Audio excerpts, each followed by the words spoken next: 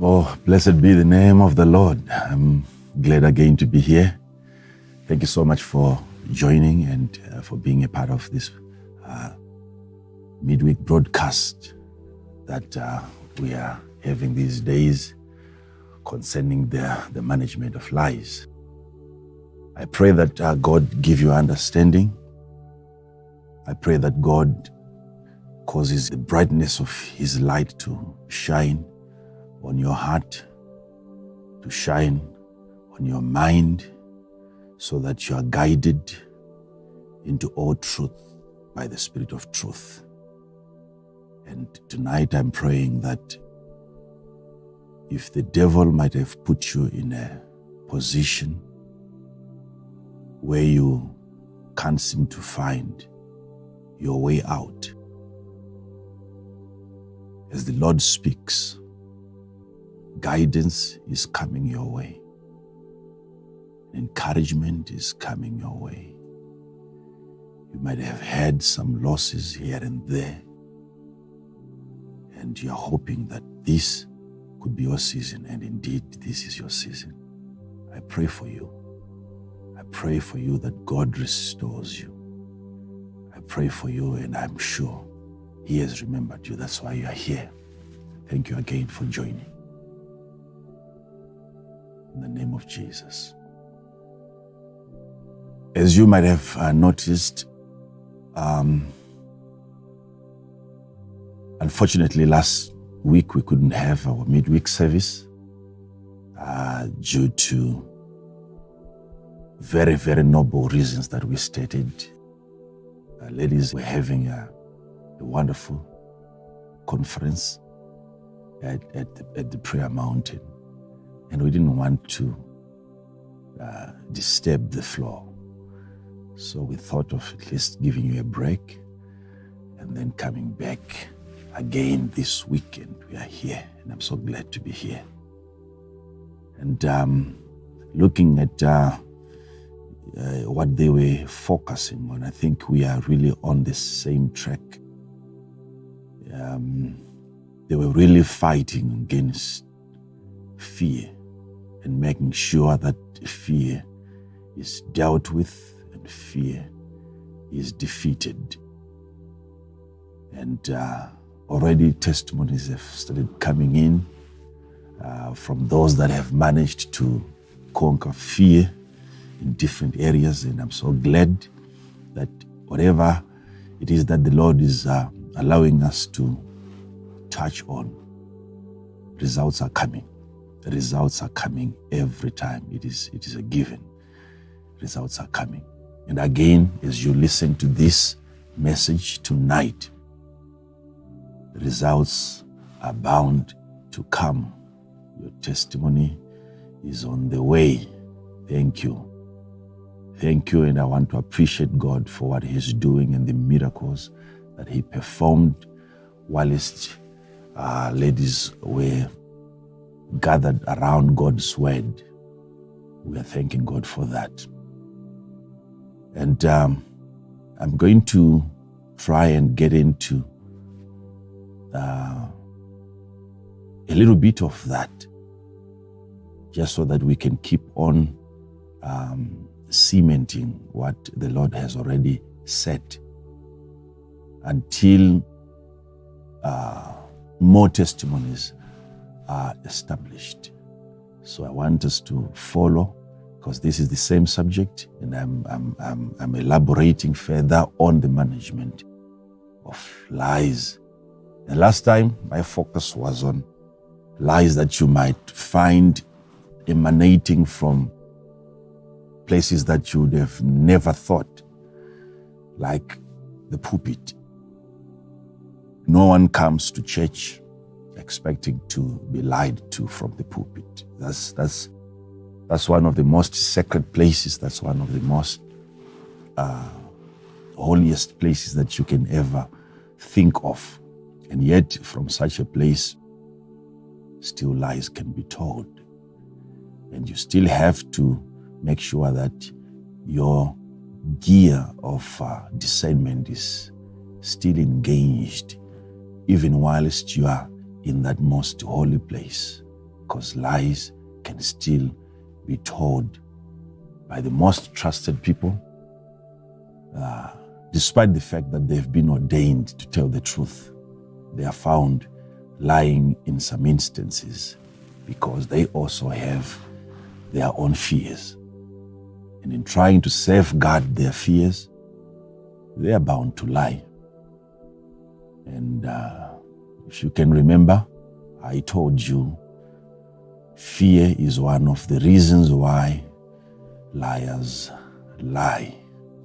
Fear of what? Fear of not wanting to be discovered.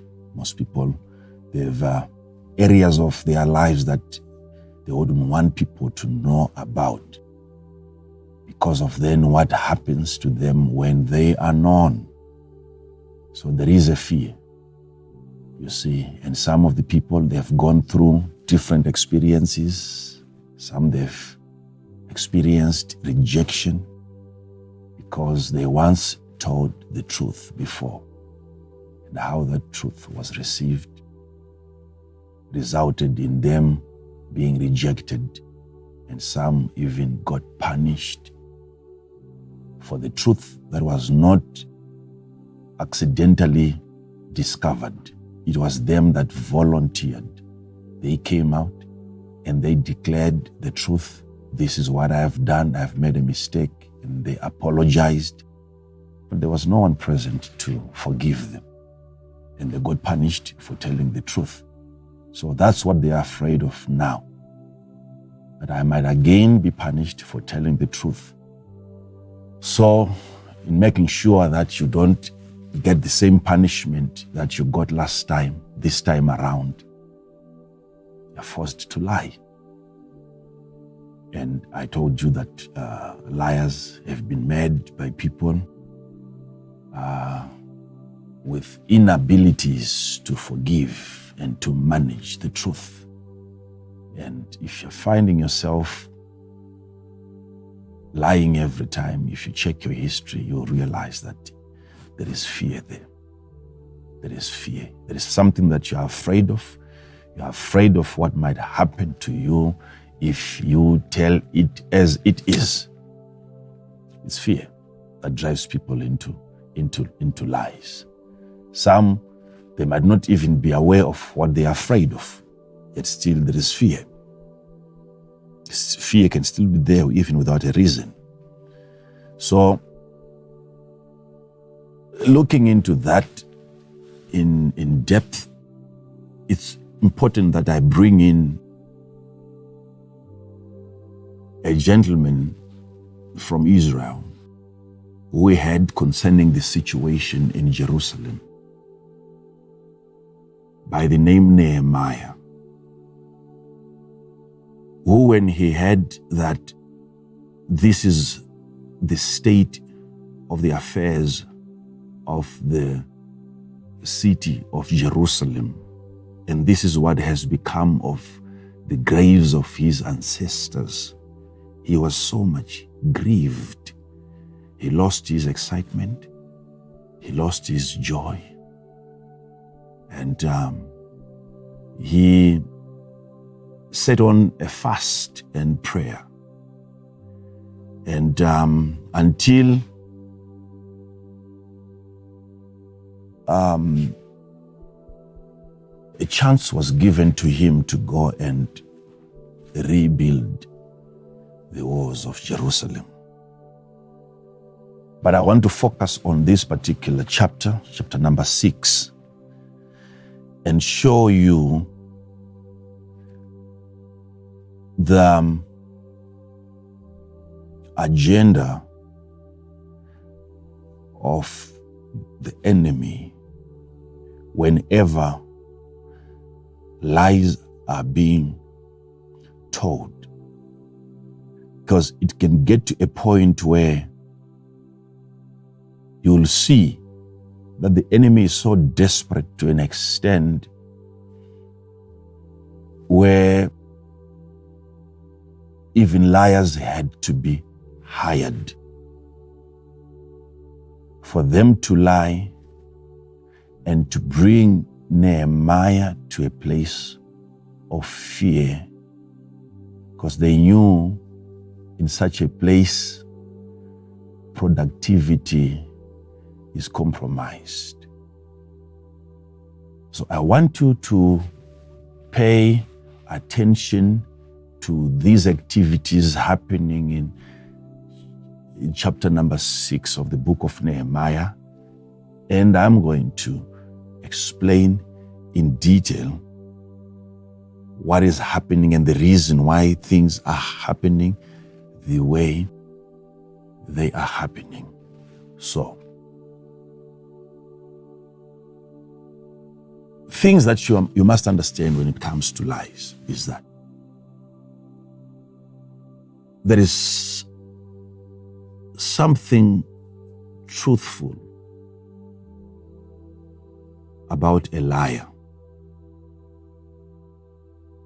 When a liar is lying, it could be that everything he or she is saying to you is false. But there are elements of truth, not to what is being said, but there is something truthful, especially the fact that it is true that a liar is lying to you. That is very, very truthful. It's true. When a liar comes to you and a liar is lying to you, it's true. Not what he's saying, but that a liar is lying to you. You must understand an aspect of truth. It's actually happening. This is a reality. Lies are being told. And that is the truth that is happening. Not the truth that is being said. I'm saying the truth that is happening is that you are being lied to. You must take note. That's a reality. When a liar is dishing lies to you, not everything that is happening there is false. The part that is false is on the information that is being given. But the act of bringing a lie to you, it is a truthful act. There is an element of commitment to that. And do you think liars are lying just so that they lie? No, there is a set goal that you need to be aware of, so that you don't fall into that trap, lest you fulfill a goal that has been set by a liar. They don't just lie just so that you receive a lie. They understand what lies are capable of. When you are lied to, you are positioned for failure, because you are going to make judgments based on insufficient information, and insufficient information cannot bring you to a place of sufficiency. They know that. So everything that you are going to do in terms of planning for your future, it will have to emanate from information that is incorrect.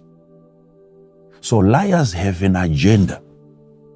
And the fact that they have an agenda to destroy you, that is truth. It's truth.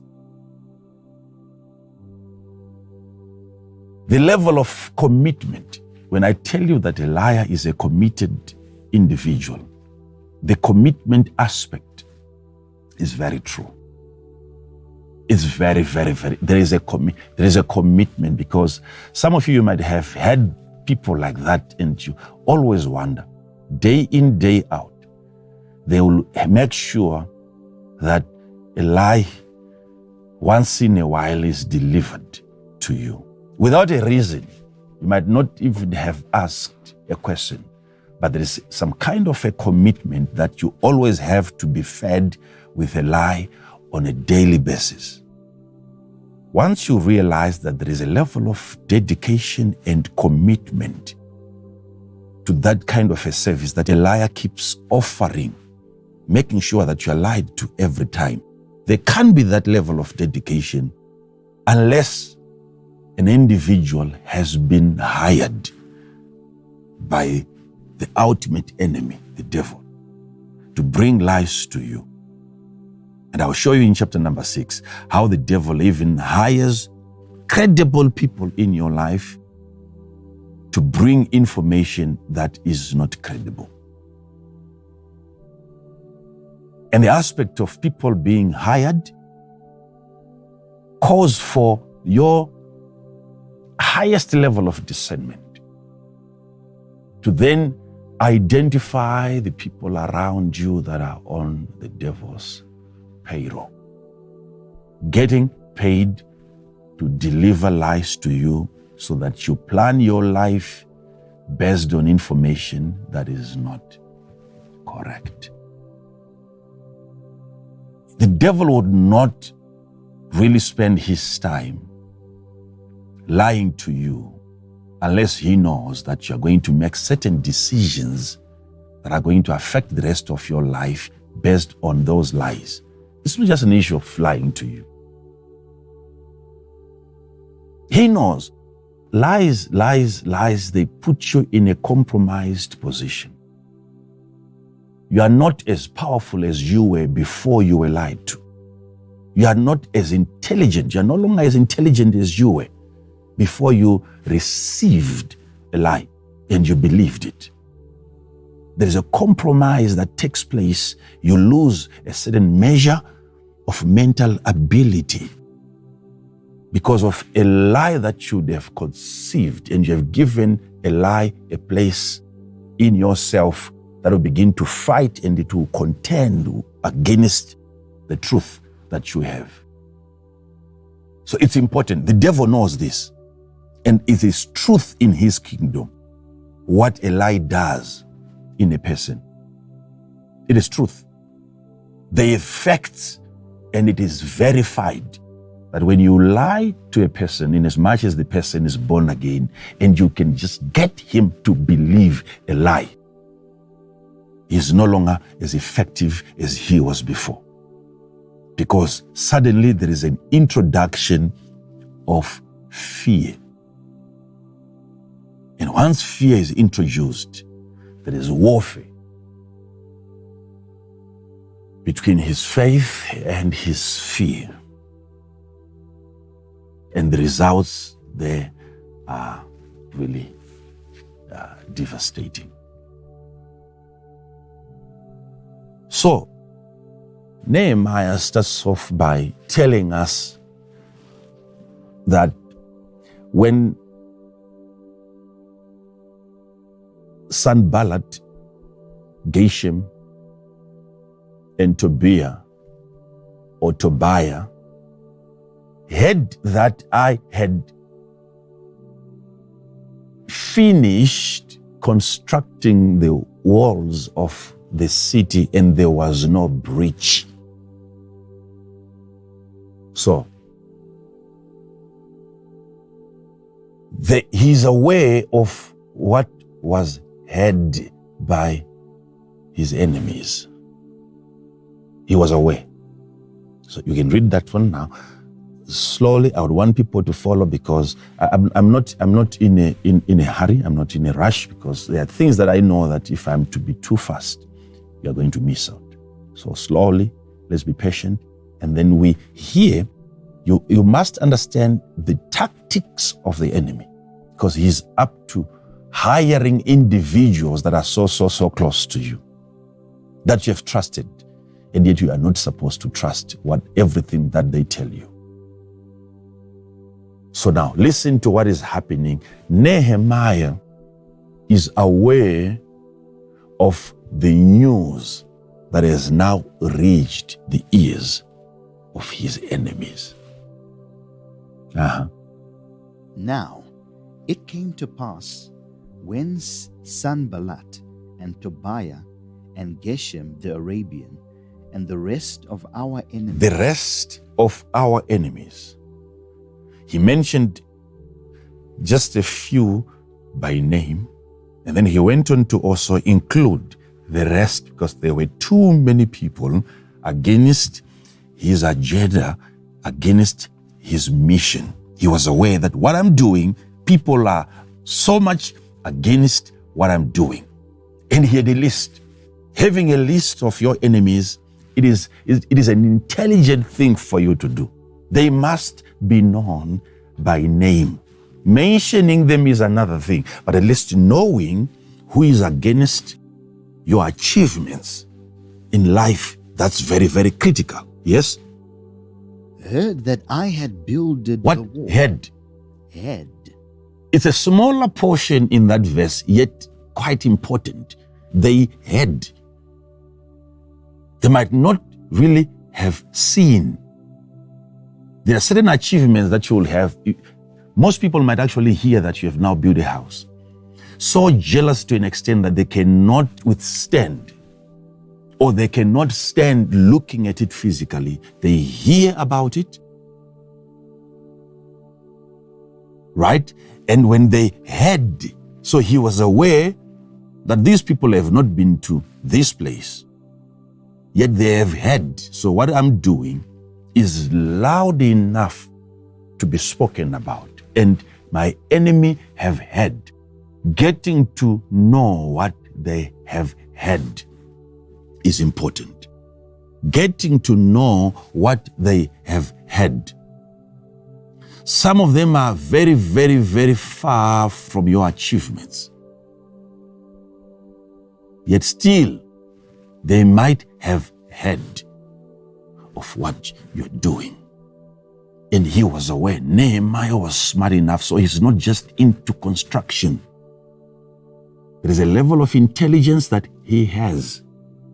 He knows once you've done something here, it has a way of being heard elsewhere.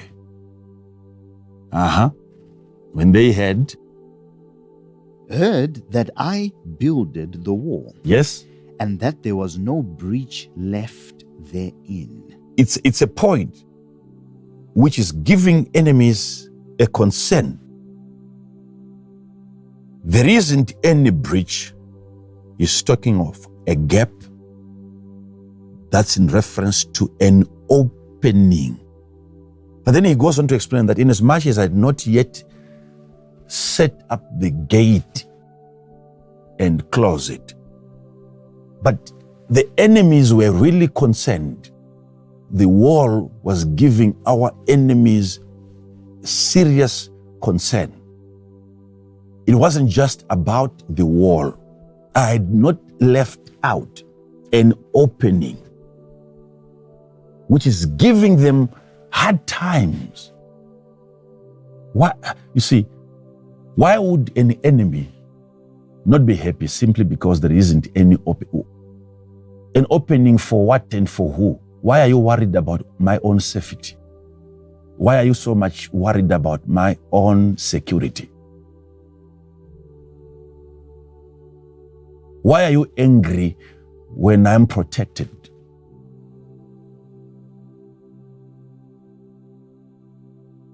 When they heard that I had finished building the wall and there was no breach, there was no opening.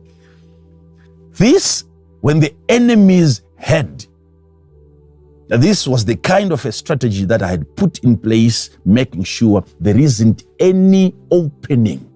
They have no chance of coming in unless we vet them. They were concerned. So at some point, your enemy is looking forward to paying you a visit. Oh, okay. All right. Let's move slowly. Though at that time I had not set up the doors upon the gates. Okay. That Sanballat and Geshem sent unto me, saying, Now, here comes a message Sanballat and Geshem, they sent unto me, saying, there is a saying, keep following, saying, Come, come, let us meet together let us meet together. There is a plain in the valley of Ono. in some one of the villages in the plain of Ono. I would want you to think about this for a moment. You look at the magnitude of the construction project that Nehemiah has just embarked on. It's too massive to an extent where, why would somebody think of inviting such an individual to a village? You might have not noticed that there is always an invitation when you engage on a massive project. You want to take your life to another level. You will always be invited to things that are really substandard, levels that you might have already graduated from. You will always keep receiving invites. Come to the village.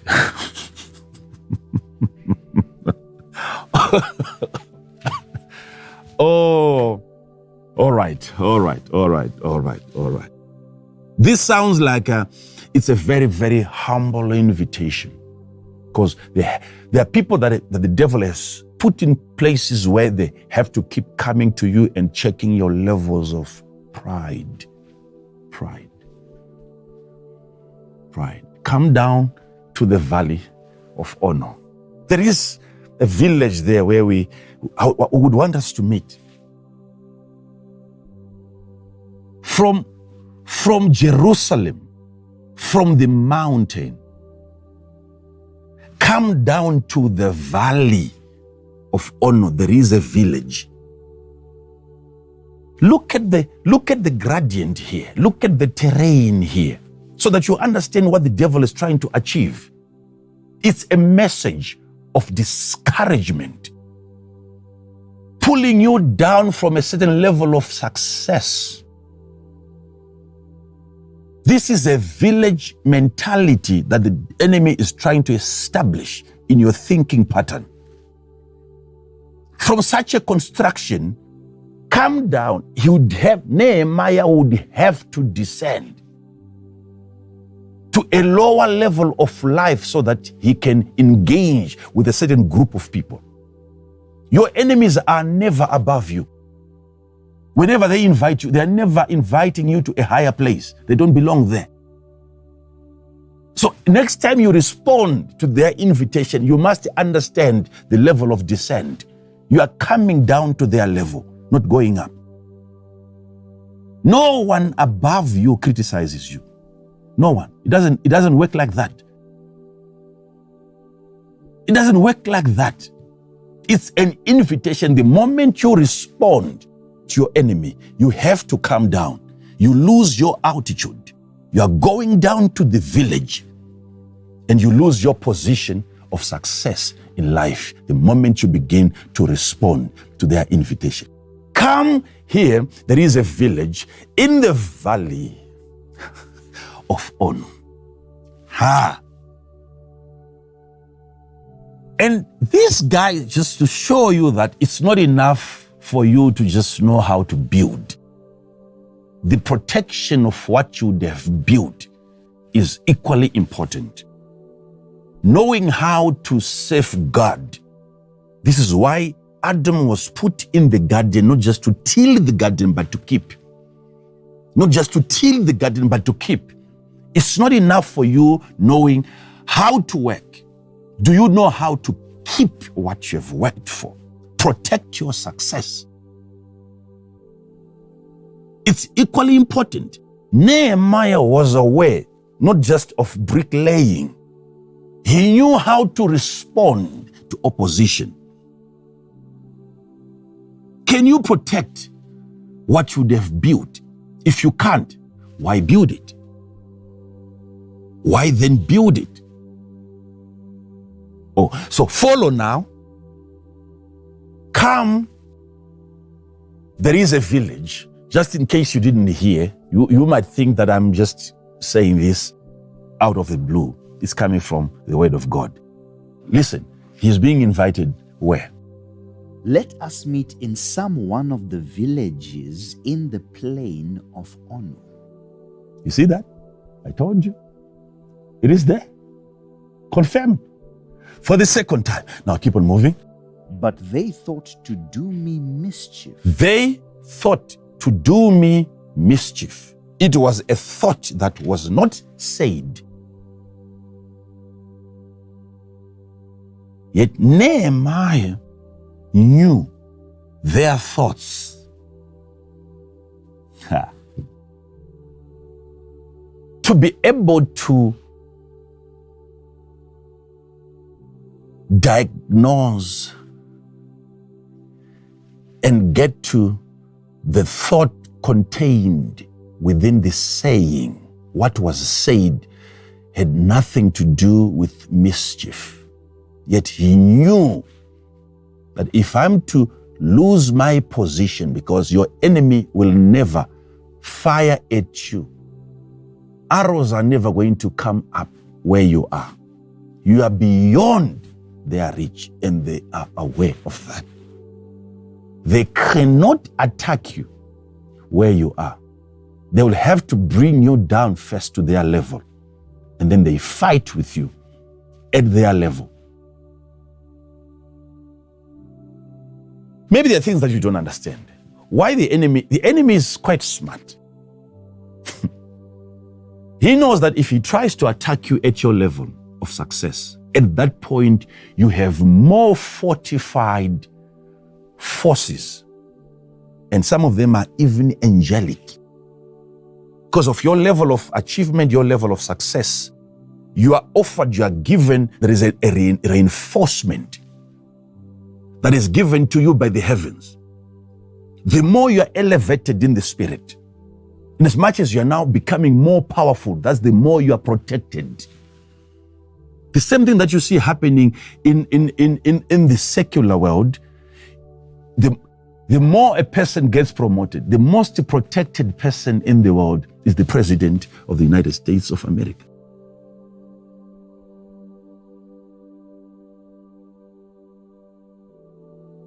How then can you have the most powerful person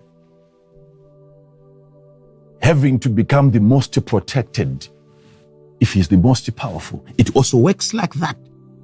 The more God elevates you, the more you're protected. Why? Because now you are a custodian of the information of the kingdom of God. It is important that you are kept. But then when an enemy invites you, you will have to leave your security behind. Because the village cannot accommodate that kind of security. So the enemy is aware. When you compromise your position and you start speaking like them, you are now at their level and they attack you at their level. It's a principle that I can show you throughout the Bible. When Cain killed Abel, he did not visit Abel and killed Abel whilst Abel was in his place of profession. Abel had his area. Abel had his occupation. Abel was a keeper of livestock. Cain was a farmer. He was also a hunter. Just like Esau was a hunter. So he was a man of the forest and a man of the field. Abel was an indigenous guy, but when Cain wanted to kill Abel, he invited Abel into his profession, into his area, where he knew that these territories Abel is unfamiliar with. He doesn't know how to navigate his way out of my territory. You see another invitation? What did Cain say to Abel before Abel was finally killed? And you notice where he died. It's important. It was out of his area of expertise. And Cain talked with Abel his brother, and it came to pass, when they were in the field, that Cain rose up against Abel his brother. What is he doing in the field? He talked to him, and it came to pass whilst now they were in the field, he was lured, he was talked into a field which he was not in control of. That's what the devil, the enemy, is trying to do, invite you into his village. And he knows whilst you're coming there, you cannot bring your entire entourage. You're not as protected as you are whilst you are right high up there. So you have to be invited first before you are attacked. So Abel is dying in a wrong place. He doesn't belong there. When he left his area, he left his security. He left his protection. He willingly walked away from his own security. You might wonder, why would God not protect him? His protection is in his place where he belongs. You have a place that you belong to. God is not that careless. God is not unfaithful to not protect his own. But his own have been given the free will to walk away from their protection, especially when they respond to the invitation by their enemy, and you begin to talk and you converse with them, and your language has now become their language. They attack you at that level, not at your level. They attack you at their level, not at your level. I hope you're following this. I hope you are following this. Now, let's follow again. Now we are looking at an invitation to the valley. Verse 3. And I sent messengers unto them. I sent messengers unto them instead of me going. You must have a way of sending your message across. It has to be your message. Because usually they don't have much to do against your message. It doesn't have to be you.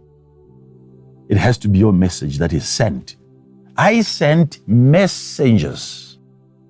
I had people under me who are probably at the level of the village. And I sent people to them. I had to send a message. Now, here, how the message was constructed, well thought of. This guy is not just a construction engineer. He's very, very smart. He knows something. He's a package of wisdom. He's a container of knowledge and understanding.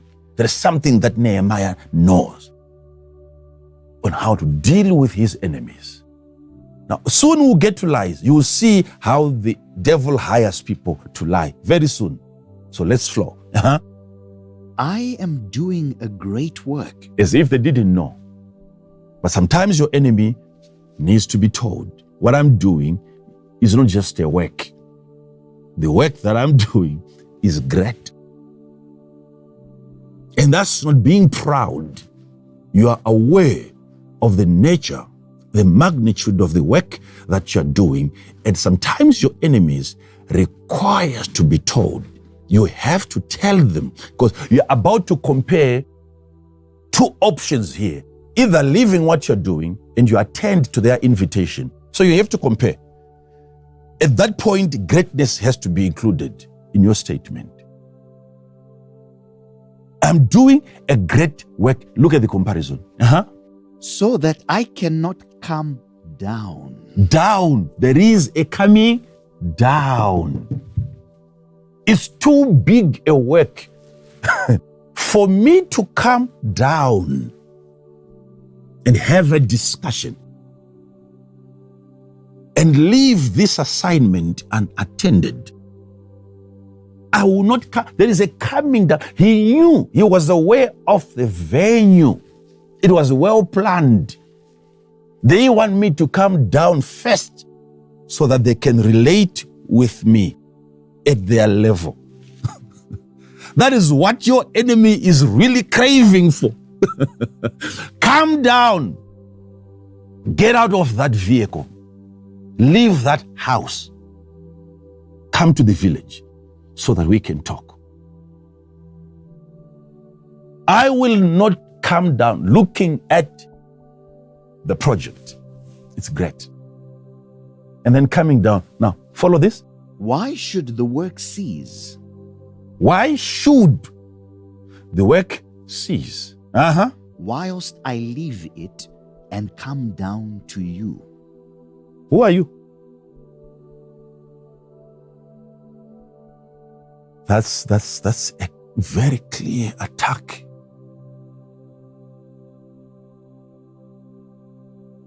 What qualifies you having me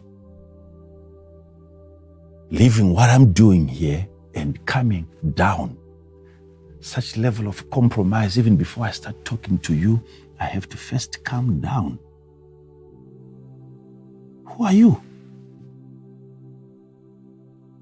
Your enemies think they are somebody. They are convinced that they are somebody. They are really something that's. Why should I leave this and then come to you?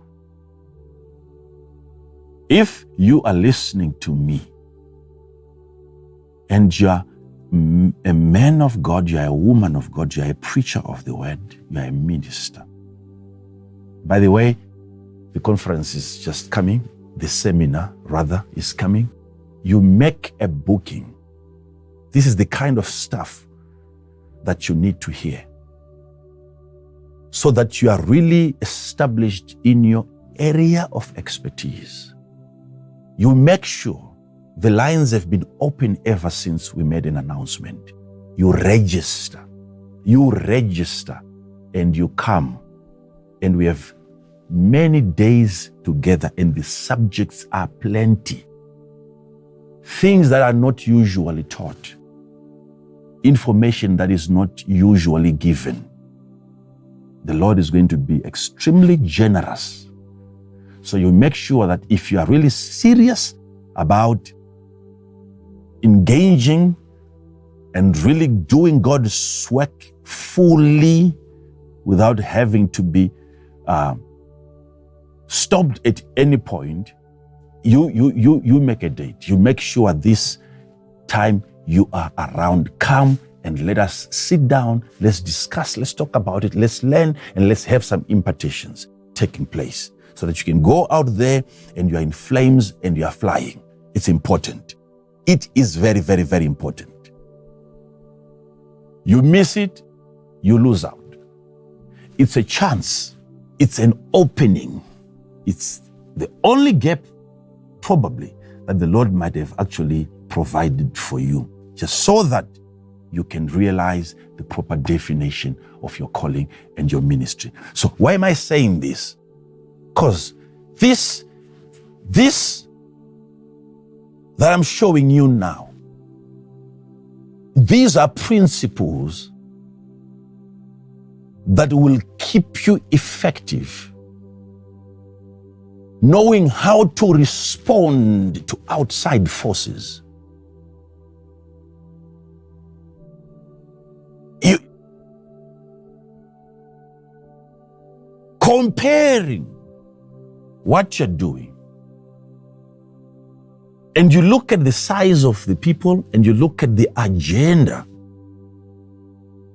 Can I afford to have that kind of a discussion at this point? Everyone knows, including the king, I have his blessing. I left captivity. I have a letter. This project has been endorsed by great people. And I leave this to come and have a meeting with you in a village somewhere down the valley. And they hear I've descended. The project has stopped because you want to ask me questions. Getting to know all these things, these are things that have safeguarded me. I'm where I am today because I've been able to tap into these kinds of wisdom. And you need to be a part of that. These are things that you can sit down and you can learn. You can be told. If I'm telling you this kind of information right here today, even before the seminar, what are you going to be hearing? What else is going to be said there? It's important for you to make sure that you participate in what the Lord is about to do. So I'm talking to you because I know you have a greater assignment. Just like Nehemiah, I will not drive this vehicle out of context. You have a greater assignment. And yet most of you have compromised. You have been brought down to the valley. And what you have now is a village kind of a ministry. Not to say you can't preach to people in the village. That's not what I am saying. The village must never become a part of your mentality. Whilst you are in the village, your message has to be gospel of the kingdom. Kingdom, gospel, whilst you are in the village, so that you convert the village, not for the village to convert you. It's important you understand the kind of a message that you carry. It's not a village message. You are a distributor of a kingdom. They want you at their level. They want you to minister at their level. They want you to operate at their level. Yet your project is high up there on the mountain. You are a city built on a hill, not a village. That's where you belong. Yet, I'm saying this because most of you have been receiving a lie from the enemy and you are being invited to lower standards. And learning to say no to that requires that you hear from somebody who has maintained his position in a higher place for a lengthy period of time. And once you get that opportunity, make use of it. I'll keep going back to that because it is very, very important. Now, you can read on. Verse 4. Yet they sent unto me 4 times after this sort.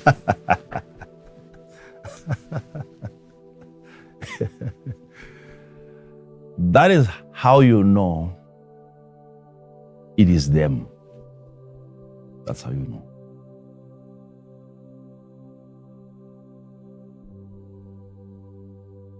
The level of commitment is measurable. You can see there is dedication to it. You think your enemy is going to tire anytime soon. No. That's all they know to do. Bring you down. That's their greatest assignment. They have nothing else to do. 4 times, the invitations kept on coming. You'll be invited several times so that you compromise. Oh, the same manner, yet the messages were slightly different. You are supposed to come for different reasons. Yet to him, it was for the same reason, so that I lose my altitude in the spirit. 4 times. And I kept on denying and turning down their invitation. I'm not coming there. Until, notice now where we are going. The 5th time, here comes a letter. Then sent Sanballat his servant unto me in like manner the 5th time. Now, notice,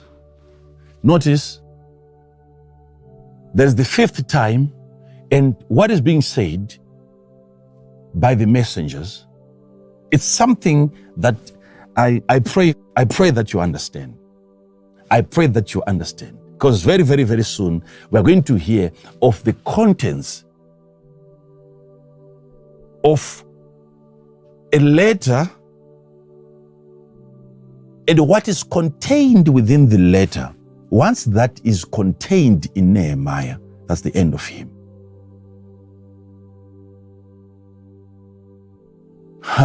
This is the 5th time. Very important that you take note of that. 5th time, they kept on sending him messages. Read it again.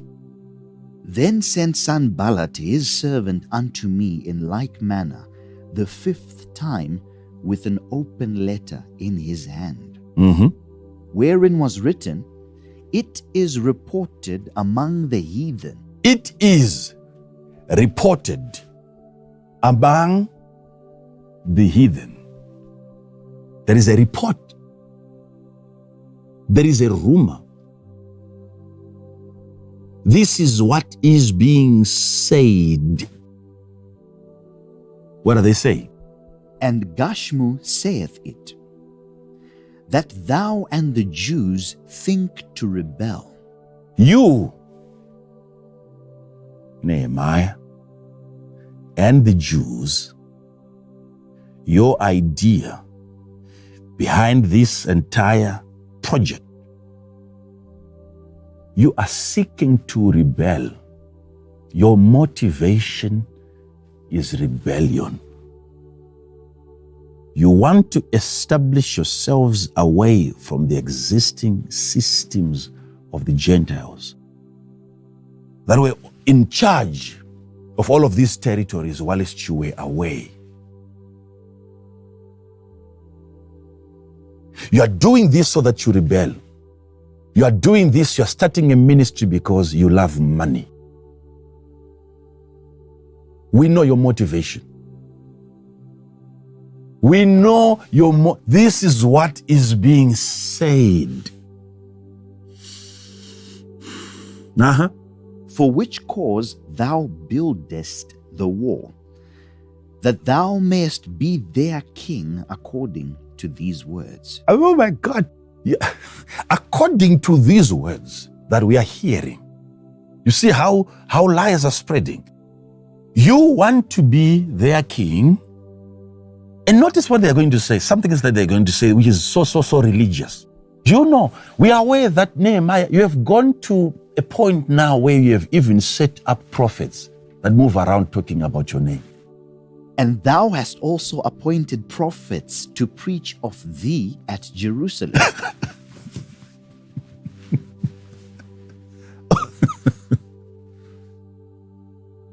What? Oh my. Are these things in the Bible?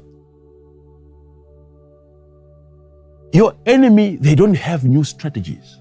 This is what enemies have been doing to God's people ever since. You have gone on to even appoint pastors, preachers, prophets, and their focus is your name and they talk about your name. All that these guys do is to market you so that you become their king. It's all about your position. This has nothing to do with God. And we are aware of all that. Anyone who is against you is not appointed. We are aware. We are aware of that. You know, Even some of my enemies are actually surprised that we are aware of their tactics. We are even them finding themselves in the Bible, how they are well placed in the Bible, they are even surprised. They didn't even know that they exist in the Bible, some of them. It's all about your name. You're building your own kingdom. This has nothing to do with God's agenda. This is your kingdom. We are aware. Now, before we allow this information to get to the king who was in charge of that territory, before we allow that, we are not against you. We want you to come so that we talk about that. We want to hear from your own mouth. We know people might be lying. People say a lot of things against you because of you are doing a great work. But at least give us an opportunity to at least hear from you. We want your position. So now you're in trying to go and justify yourself. You have to calm down. Notice their strategy. You have appointed what? And thou hast also appointed prophets to preach of thee at Jerusalem. Yes. Saying, there is a king in Judah. Yes. And now shall it be reported to the king. Should we hand over information as raw as it is to the king? Or what? According to these words. Yes. Come now, therefore. Okay. And what? And let us take counsel together. You see? It's like a noble idea. We don't want to hand over this information to the king as it is. People might be lying against you. At least come and defend your position. And when they present it like that, you feel like it's an opportunity for me to at least state my true position against what is being said by the people around me. So already the people around you are being accused of saying something wrong about you or against you. And before you believe that, take note of where we are going. Yes? Then I sent unto him, saying. Then I also sent unto him, saying. Notice how he responded. Oh, I like that part. I wish I could just run around this table. Notice how he responded. That's how you're supposed to respond. You don't respond like that unless you have access to secret intentions hidden within the message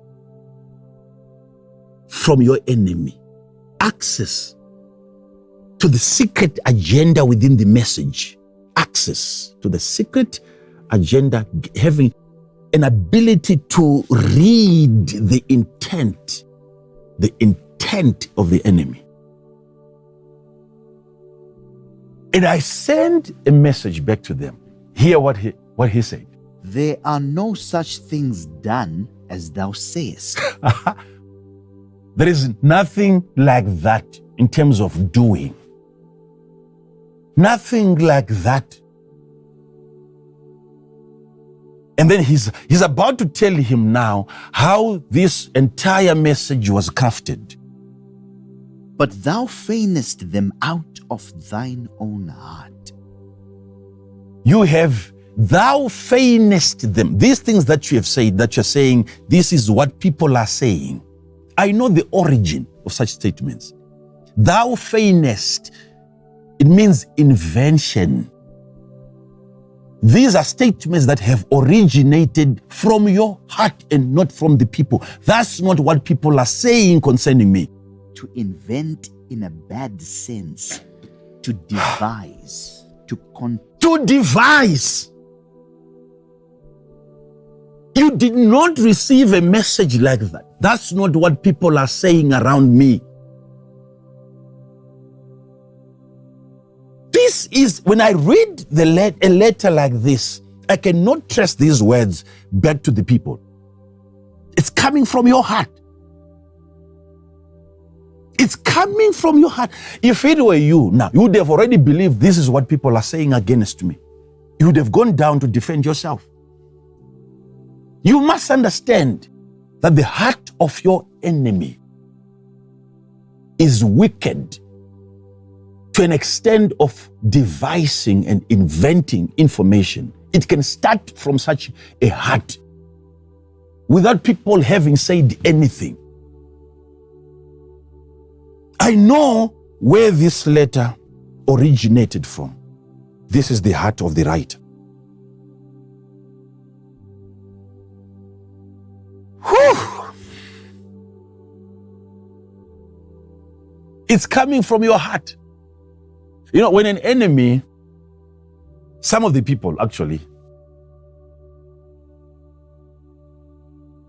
I've been wondering, you know, when a person decides to attack, and the things that the person is probably writing, whether it's an article, let's say against me, his intention in his heart and in his mind, he's believing that when this kind of an article comes out, people will now know the truth.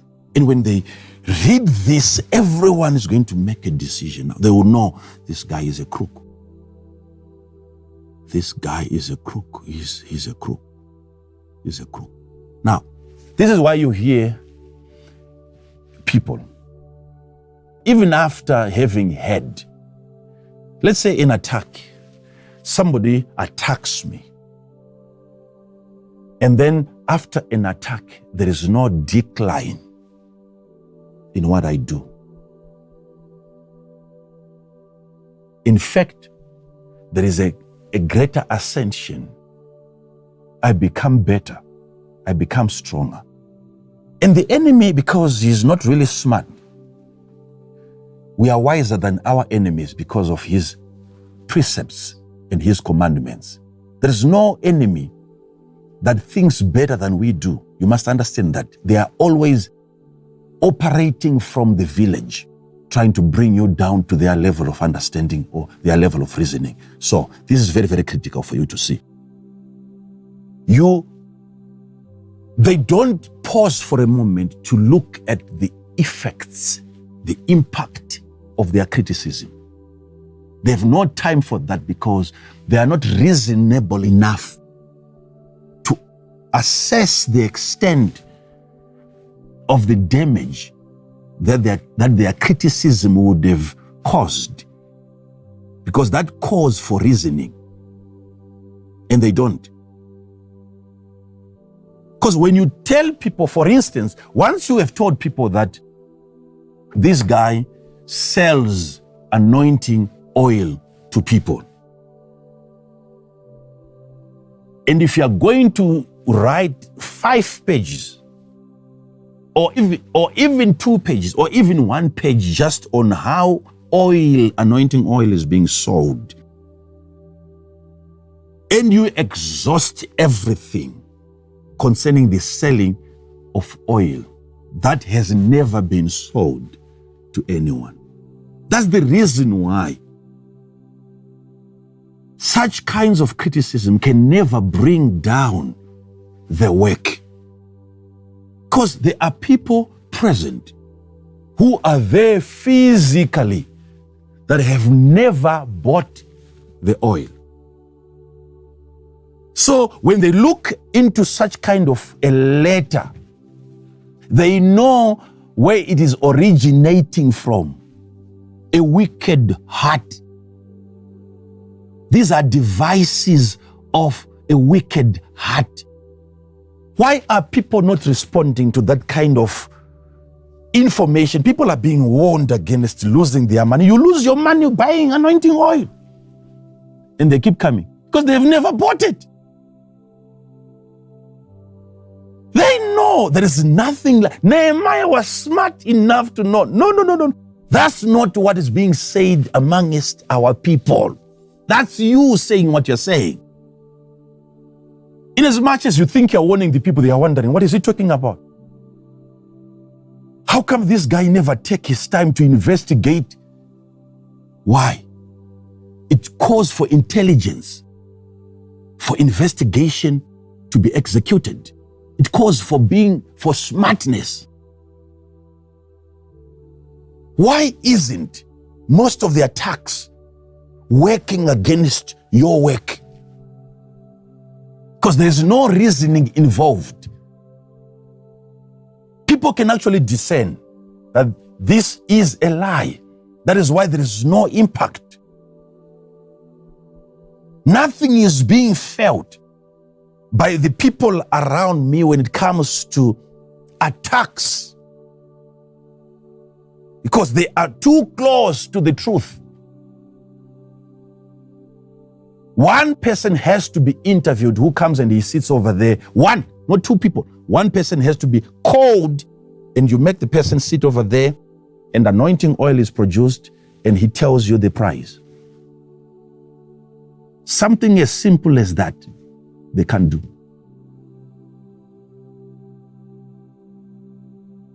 So foolishness is just that open for people to see. Nehemiah was smart enough. He was smart enough to know that I don't have to come and we talk about that. You deserve a letter, not for me to come. Because I know where these things are coming from. You must have a way of dealing with false information. Keep on proving that you are better than them. You are higher than them. You are bigger, you are taller than them. Stay in your position. Stay there. Now follow this. I know this is coming from your heart. For they all made us afraid. For they all made us afraid. You see the agenda? You see the reason? You see the goal? They made us afraid. And again, Nehemiah wants you to know what happens to you once you become fearful. The weakening of the hands. Saying, their hands shall be weakened from the work. From the work. That it be not done. That's what fear does. It doesn't just stay in your mind. It goes down through the veins to your hands, and you are weakened. That is exactly what your enemies have been doing so far. Every time they criticize your success and you making money, what they're trying to weaken is not just your mind, but your hands. Your motivation is tempered with. Your enthusiasm is tempered with. Your willingness to go forward and to work for your family is tempered with. You no longer have any motivation because you are always being told there is something evil about money. Something evil. Something evil. Something evil. Something evil. And the same preacher, once he's finished telling you how evil money is, we put some banking details on the screen. Send that evil thing here. The weakening of the hands. The weakening of the hands. You have been made to fear. Have you realized you must be able to understand something here very, very critical? Once you become afraid, your hands become weak and the work ceases. That's the ultimate goal. All of this lying, all of these accusations, it is just so that the work ceases. Read it again, because then they prayed to God for strength. For they all made us afraid, saying, their hands shall be weakened from the work, that it be not done. Yes. Now therefore, O God, strengthen my hands. Strength is coming to you. Keep on going. Afterward. Now hear this. Another strategy. This one now. Follow this. Afterward. I came unto the house of Shemaiah I came to the house of Shemaiah, the son of Delaiah, yes, the son of Mehetabeel, yes. who was shut up. He was he was confined in his house for some reasons. Yes. And he said, Now, notice what he said.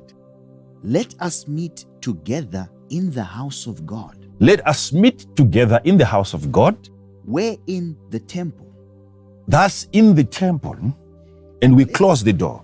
And let us shut the doors of the temple, And this is the reason. for they will come to slay thee, yea, in the night will they come to slay thee. Notice, it's a noble idea, and it is very, very spiritual. Because the advice is that let us go to the house of the Lord. Let's go to the temple. Who would advise you to go to church having bad intentions? Let's go and hide in the house of God. Would you discern any hidden intention behind such an advice? Yet he was able to pick a lie from what was being said by Shemaiah. Yet he's not saying, let's go to a sangoma, let's go to a witch doctor. Let us go to the temple. Let's go to the house of the Lord. And we lock ourselves in there, so that when they come to kill you in the night, they won't find you. Where are you hiding? In the house of the Lord, in the hands of the Lord. That becomes the safest place for you. When you hear a preacher presenting that kind of a message, it's so spiritual. Yet, Nehemiah was able to discern that that idea was actually coming from Sanballat and Tobiah and Geshem. They had hired his own local prophet to advise him to hide. Now, it's no longer Nehemiah going to the valley. No, let us advise him even to go to church because of fear. Oh my God. Oh my God. Read it. Shemaiah, a prophet of the Lord. Afterwards, I came unto the house of Shemaiah, the son of Delaiah, the son of Mehetabeel, who was shut up. And he said, let us meet together in the house of God, Yes. within the temple, and let us shut the doors of the temple. My God. Yes. For they will come to slay thee, yea, in the night Yes. will they come to slay thee. Yes. And I said, He would always say, and I said, notice what he said. He's giving us, this is a perfect formula. It's an outline. You can follow this and survive every attack by the enemy. And he said, should such a man as I flee? should such a man as I flee? Look at me, Mr. Prophet. Look at me, Mr. Man of God. Should a person like myself flee? Should I be found?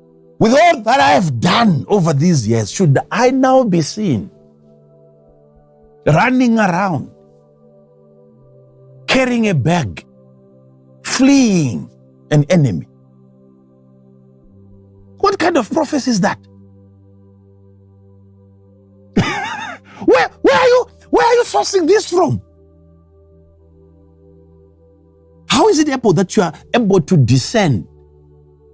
There is not even a little measure of fear in me to then go and hide.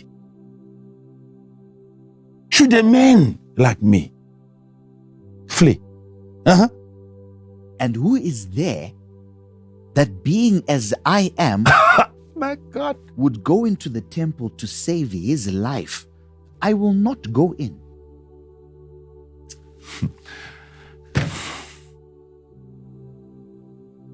If you are going to hear this and understand what I'm saying, you are never going to talk of any other breakthrough in this area again. All that the devil can do now is to help you misunderstand what I'm saying.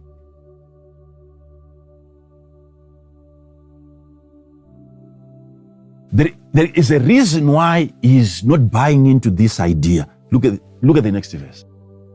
And lo, I perceived that God had not sent him, but that he pronounced his prophecy against me, for Tobiah and Sanballat had hired him.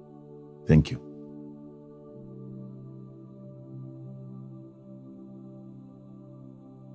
Lies from the pulpit. When your favorite man of God suddenly starts speaking like your enemy, and the message is familiar. Exactly what you have been hearing from primary school and people around you, discouraging you and telling you that you'll amount to nothing. And suddenly you have a church, you have a man of God who sounds like what you were hearing all along.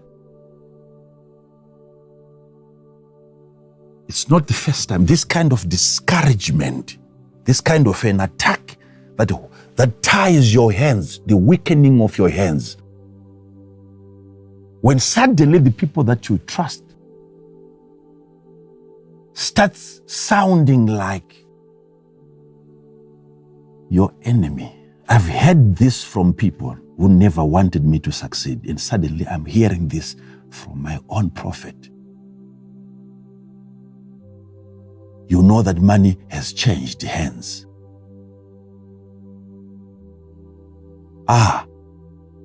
He said, I perceived that this was not coming from God. What was not coming from God? Let's go into the house of the Lord.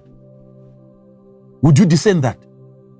Are you in a position right now, some of you, this is not even a man of God, he's a guy who knows how to build. Yet he can discern that this information is not part of prophecy. The guy has been hired. And you know what? It's not like when he gets into the temple, he's going to die there. No, all that they want him to do now is for it to be recorded that he was afraid enough even to go to church. He was afraid enough even to an extent of going to church and hiding from his enemies. How many people today are in church because of fear? Something is being feared. And according to Nehemiah, that should not be the motivation. People should not go to church because of anything that they are afraid of. Do I attend a service, a man like myself, because of fear? This is deep. I perceived this was not coming from the Lord, and yet what the prophet had said was, let us go into the house of the Lord and hide. And Nehemiah can sense there is no God in that. You would have thought that's the best place for me. This man is coming from God. Yet they had told the prophet to advise Nehemiah to go to church because of fear. Because of fear. Not because of the love of the Lord, but because of fear. Because of fear. Because of fear. Because of fear. Because of fear. Are you a child of God because of fear? Are you a Christian calling yourself a Christian because of fear? Is that the motivation? Yet Nehemiah was able to sense that. Going to church according to him is fleeing. Oh. How many people in churches today are fleeing? They're trying to hide from a certain danger somewhere. That's why they come to church. Yet Nehemiah said, I'm not going to attend. Even on a day that you want me to attend, I'm not going to church. What? A man who is a lover of God is telling a prophet, I'm not coming to church because I have a project. Would your man of God call you spiritual? Would your man of God call you spiritual? Because there are times when your pastor asks you, I didn't see you on Sunday. Where were you? If you tell him that I had a project, prepare for an attack, because according to him, there is no any other project for you better than coming to church on a Sunday. Why? Your man of God is not intelligent enough to measure the weight between his message on Sunday and your project. And he believes spirituality is only when you attend church service. And yet somebody who is really spiritual must be able to know that sometimes it's a waste of time. Are you really worth listening to? Do you know how much I'm losing? Just listening to a message that you think is inspired. You're the only guy excited about what you're saying. It's not applicable. It's not practical. That's not life. It's far from reality. Nehemiah is responding to his prophet and is telling him, I would rather, oh my God, I would rather go to my property and finish, I have some few touches, instead of coming into the house of the Lord. And he sounds like he's a material guy, and the prophet is a spiritual guy. And yet, who is better of the two? Oh, it should be worth it. You cannot sit in a church service. 2 hours is a very, very long time. It must be justifiable. There must be a reason. There must be a reason. Sometimes true spirituality requires that you stay away and not allow your time to be wasted. Oh my God.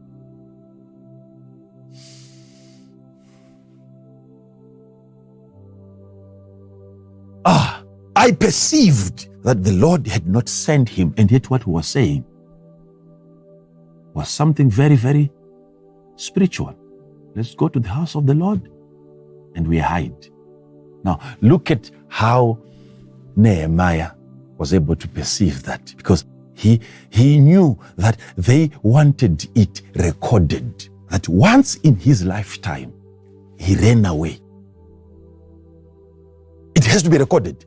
In as much as we're not going to be able to kill him, but at least let it be heard that guy who is building that thing right now, he's behind closed doors. He's in church because he's afraid. They just wanted that, and to them, it was an achievement. Something as small as that. Read it and you'll see.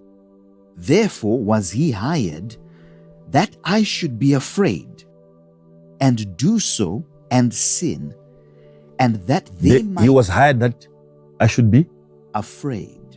So they were hired to intimidate him, to make sure that he's afraid. Hired. Key. He was hired. Hired. People hired. People with a calling, so that you are fearful. People that are being paid, so that you are intimidated. Hired.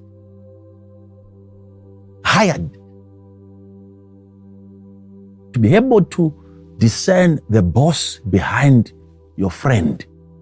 Hired. A mere statement from somebody who is supposed to encourage you and you are discouraged. Hired. And do so and sin. Do so and sin. What is calling sin is what? Do so. Being afraid and sin.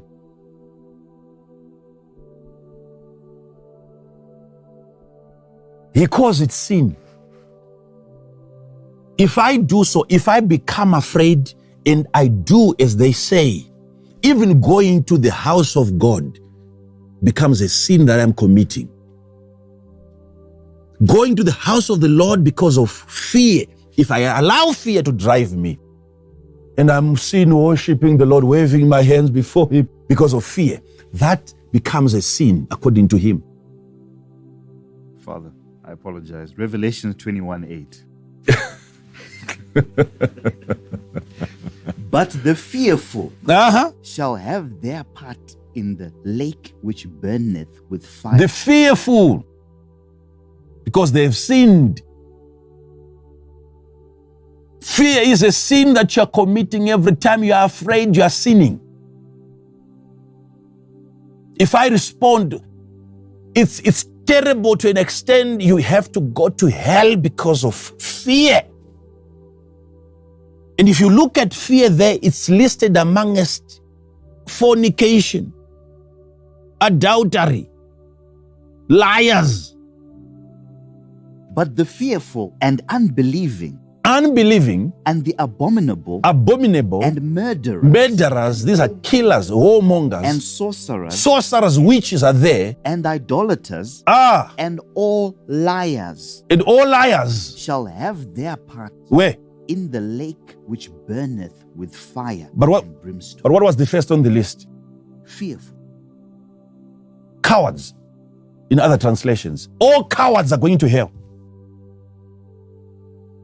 All cowards are going to hell. Why should they go to hell? That's the best way God can sanitize heaven. It can never be heaven having fearful people and cowards in heaven. ISV, but people who are cowardly.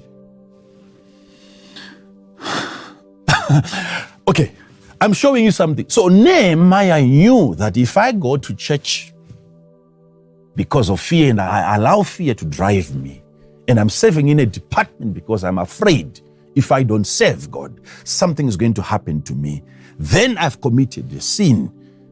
So I knew that. That was the plan. And now my enemy was using my preacher to intimidate me.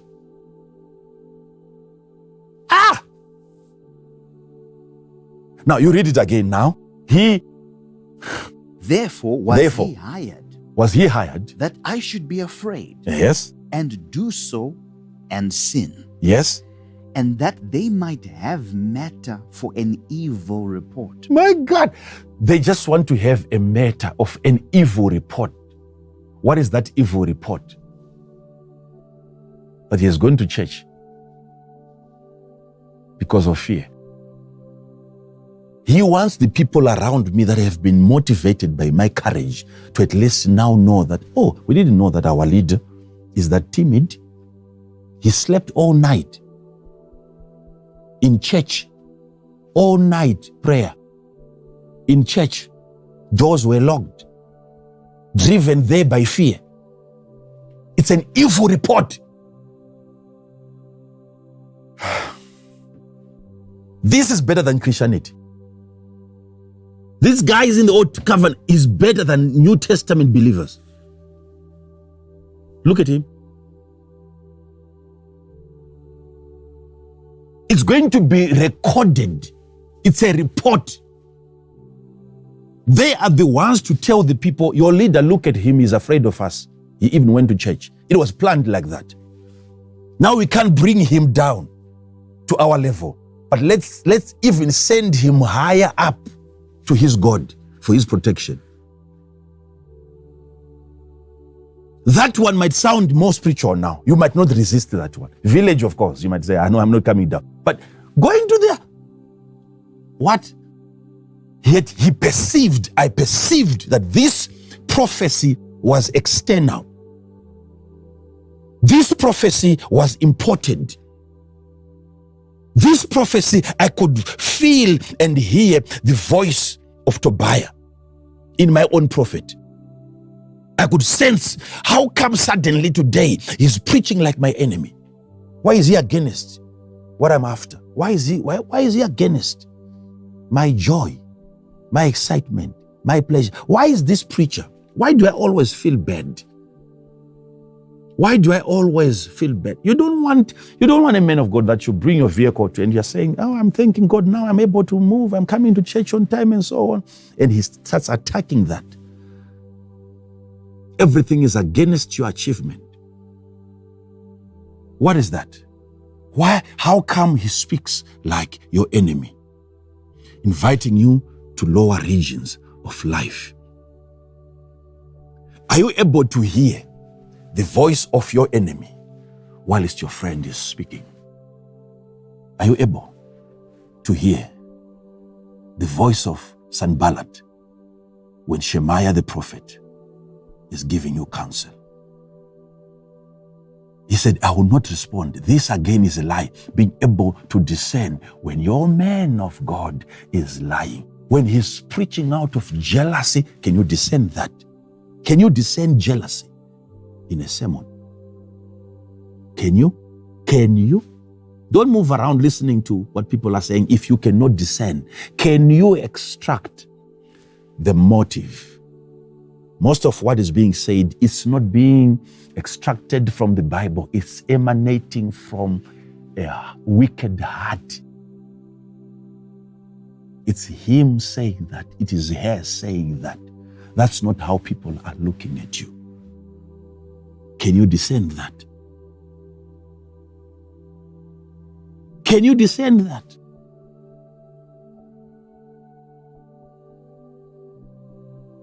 So read it again and then we finish. And lo, I perceived that God had not sent him, but that he pronounced this prophecy against me. It's prophecy for me against. Prophecy against me. It was against me. He's calling it prophecy. It was against me. That says what? Go to church, save your life. Don't die. They are coming after you in the middle of the night, so let's go and hide. He's saying it's a prophecy against. It was for his own survival. Yes, yet he can feel it's against me.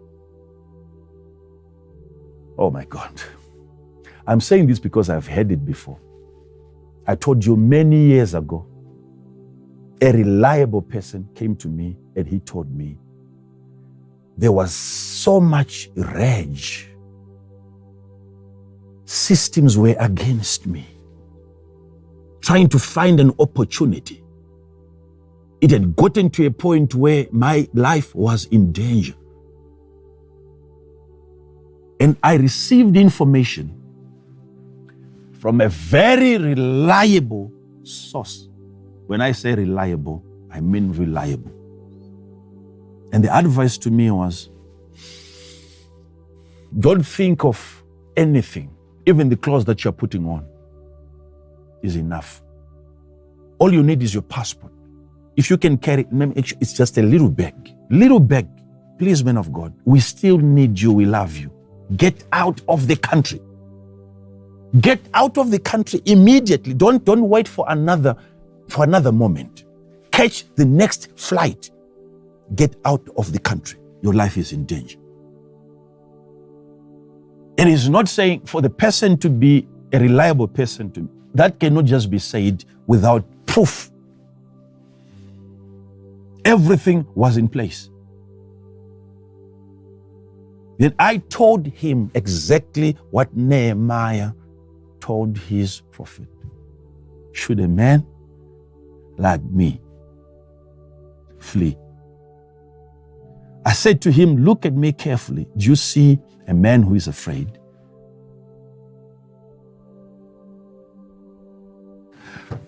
I'm giving you practical things. Because I know also as a prophet, you must be spiritual enough to know you can actually be advised to leave your safest place. And you go into the most dangerous place where if anything is to happen to you there,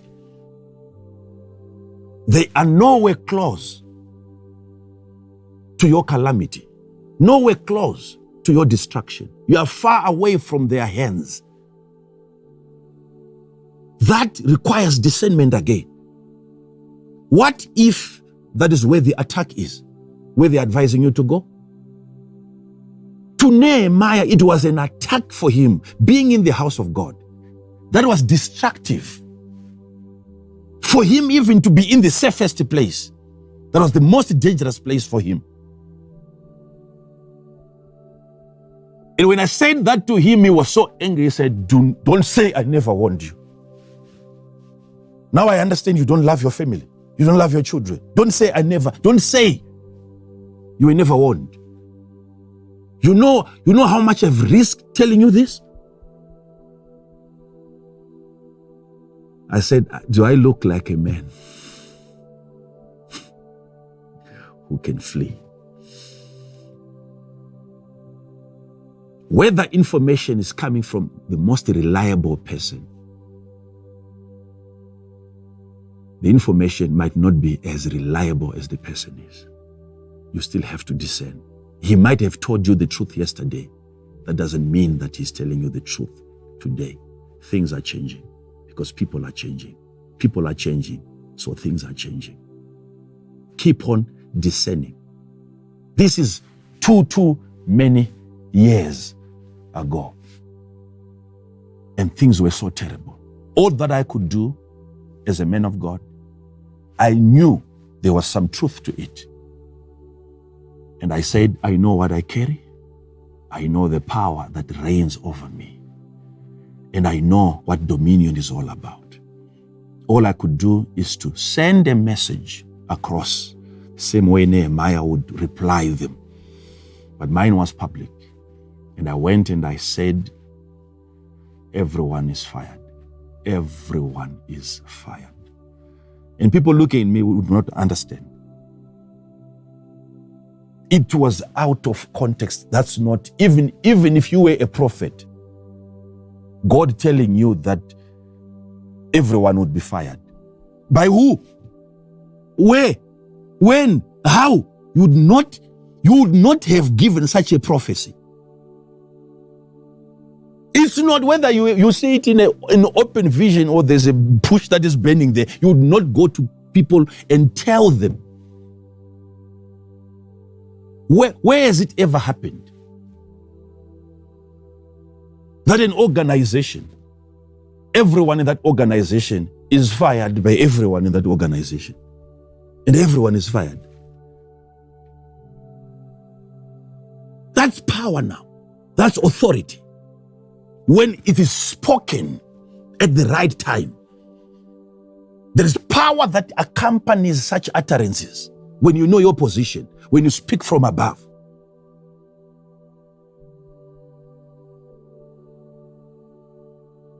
This is something for you. You must understand the authority that you get. Don't compromise. Don't lose your position in the spirit. Speak from there. Let your message go down to their level, but speak from there. Don't have a meeting with them. Don't deliberate with them. Don't compromise. You belong to the mountain. You belong to the highest place. Mountain is your possession. That's your inheritance. Valley and villages are theirs. Let them dwell there. Communicate. Send your message. Don't compromise. Child of God, go ahead and be successful. Go and flourish. Go and multiply and subdue. Reign over the earth. Master your turf. Take over that territory in the market. Let them know you by that product. Don't be intimidated. Go and get it.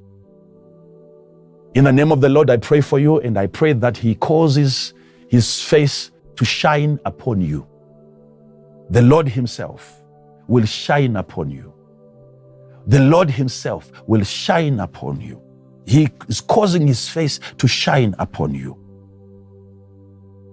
And He's so gracious to you, and you are blessed as you go out, and you are blessed as you are coming in. Everything you touch will flourish. There shall be life everywhere you go. The spirit of death would not follow you from here. You are covered, you are protected, you are secured. Don't allow fear to control you or even fear to motivate you. You have to be driven by faith. Don't walk by sight, walk by faith. And until we meet again on Sunday, 9 o'clock, sharp, I'm already prophesying, talking to you. Things that you need to go back and verify, and you will find out that this is true. It's not all about being told secrets, but there is enough power to set you free. any kind of affliction.